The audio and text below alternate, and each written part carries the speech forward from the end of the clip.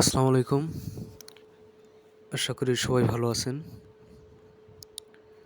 আমার সবজি কলা বাগানে অলরেডি কিন্তু বেশিরভাগ গাছেই ছোট পাতা বের হচ্ছে এবং কিছুদিন আগে সেচ দিছিলাম, মাটিটাও ভেজা। এই যে একটা আলহামদুলিল্লাহ অলরেডি কিন্তু গাছে থুর বের হচ্ছে। এখন বাগানের যে কাজটা করতে হবে, নিয়মিতভাবে সেচ দিতে হবে, মাটিটা সবসময় ভেজা রাখতে হবে।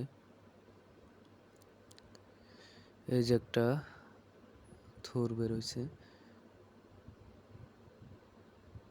এটাও অনেক বড় হয়েছে।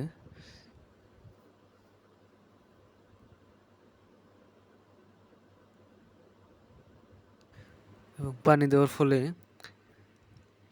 পাতাগুলোও কিন্তু এখন অনেক সবুজ। গাছগুলো, প্রত্যেকটা গাছ কিন্তু একদম ফ্রেশ, তাজা।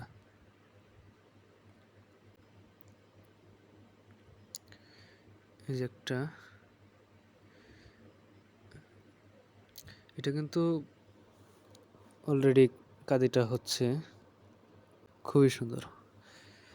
পানি দেওয়ার সময় আবার একটা বিষয় খেয়াল রাখতে হবে, যে গাছের গুঁড়ে পানিটা যাতে জমে না থাকে, কারণ গাছের গুঁড়ে পানি জমলে গোটা পচে যাওয়ার সম্ভাবনা থাকে। আর এই সময় থোরগুলো বের হচ্ছে, এখন কিন্তু বাগানটা সবসময় পরিষ্কার রাখতে হবে। পরিষ্কার রাখলে হবে কি, ওই কলার যে কাদিটা বের হবে ওইটাতে আর দাগ হবে না।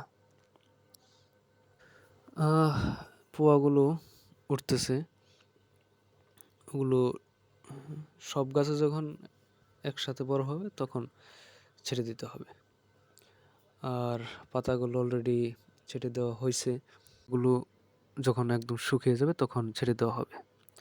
আমি কিন্তু আমার বাগানে কখনোই ওই তাজা পাতাগুলো ছেড়ে দেই না। হ্যাঁ, পাতাগুলো যখন একদম শুকিয়ে যায়, কারণ একটা পাতা থেকে কিন্তু গাছ রসটা টেনে নেয়।